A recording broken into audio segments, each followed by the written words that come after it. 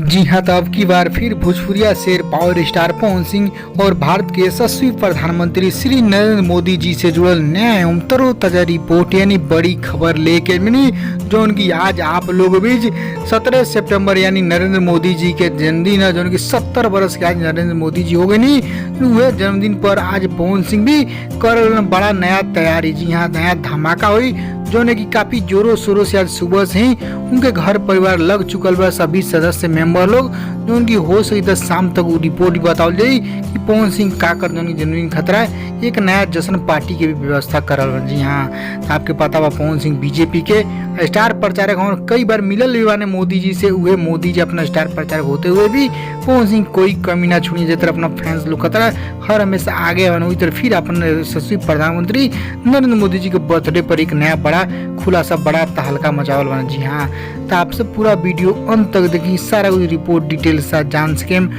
उससे पहले को रिक्वेस्ट करें आपसे के यदि आप भोजपुरिया आर्यन चैनल पर नया बानी तो जुड़ जाइए, सब्सक्राइब कर ली और एक घंटी की आप जरूर दबा दी। जी हाँ, तो चलिए अब दर्शक फैंस लोग बताइए नया तरोताजा रिपोर्ट खुश खबरी रिपोर्ट उनकी डिजिटल इंडिया यानी भारत के सर्वश्रेष्ठ प्रधानमंत्री श्री नरेंद्र मोदी की आज शुभकामना सभी की तरफ से, यानी भोजपुरी आर्मी की तरफ से भी जन्मदिन की शुभकामना। आप सभी कमेंट बॉक्स में हैप्पी बर्थडे श्री नरेंद्र मोदी लिखी जाए और बधाई दीजिए, कहा कि ये प्रधानमंत्री बानी